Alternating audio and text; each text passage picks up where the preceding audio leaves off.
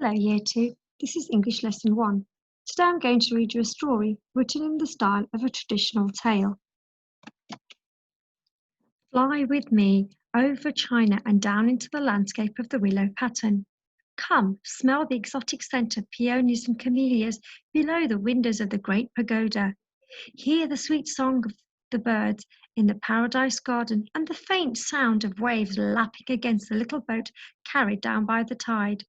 See, under the weeping willow, three figures burrowing across a bridge, and high above, two mysterious lovebirds, forever kissing. In a pagoda beside a weeping willow tree, an old Chinese mandarin lived with his beautiful daughter, Kung Shi. The pagoda garden was surrounded on one side by a deep, wide river, and on the other by a zigzag fence too high to climb. This garden was Kung Shi's prison, for she was forbidden to leave it. Her father would say, "My child, I have promised your hand in marriage to the old merchant, Ta Jin. Until that day you must hide your face from everyone but me." So the birds became Kung Shi's only friends, and among the fantastic shapes of apple, orange, and fir trees, and the scented petals of peonies and camellias, they called to her all day long and came to her hand for food. On a hill near the edge of the garden, in a little house overlooking the landscape, the mandarin servant Chang worked at his desk. He managed all the old man's business and cared for the plants and trees. He too knew the birds by name, and they came to his window ledge for food.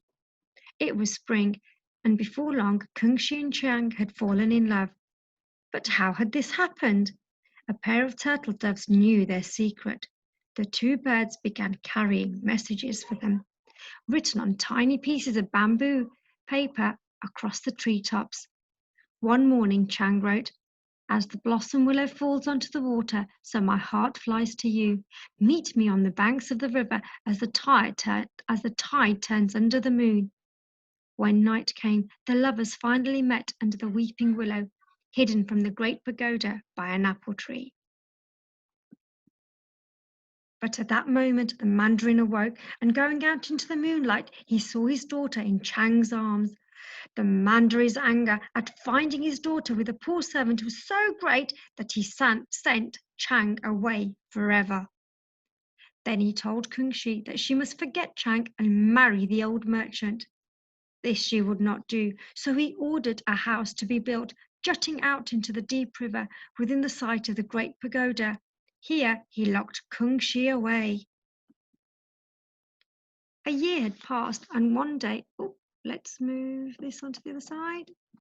A year passed, and one day a mandarin took his friend, the old merchant, to see Kung Shi.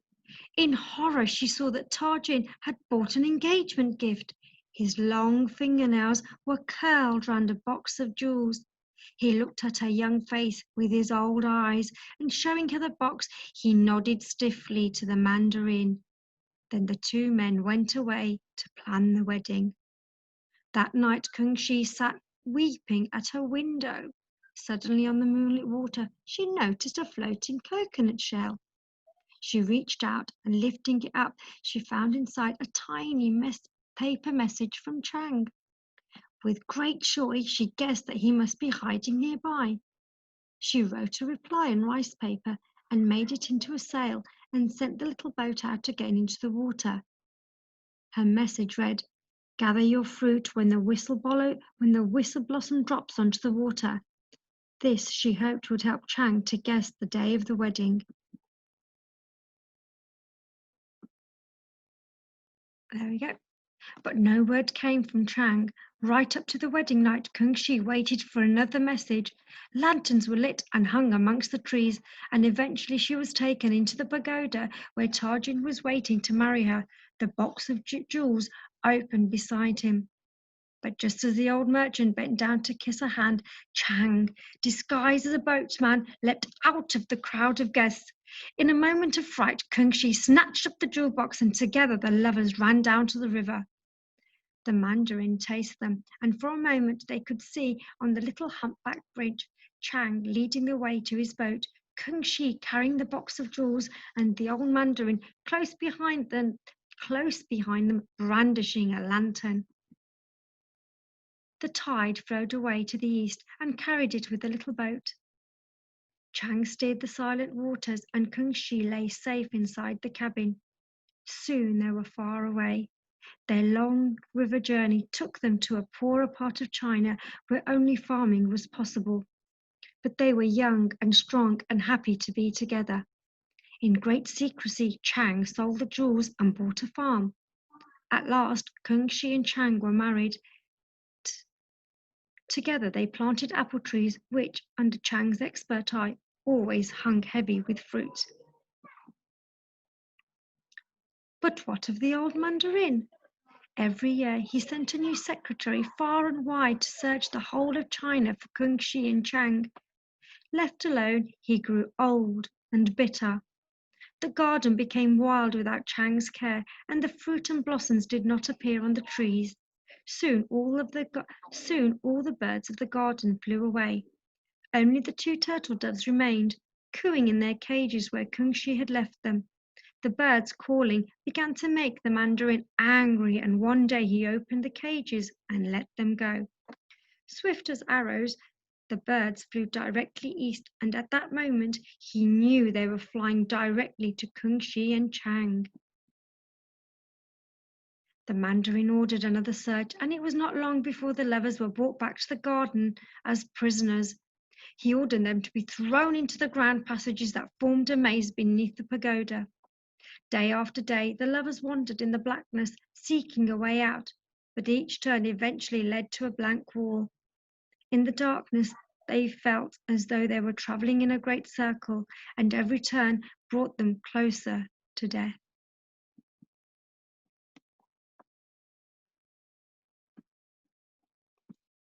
Gone forever were their days in the beautiful apple orchards. Never again would they smell the scent of peonies and camellias at night. Never more would they hear the sound of the birds in the garden, nor the lapping of the waves against a great boat carried down river by the tide.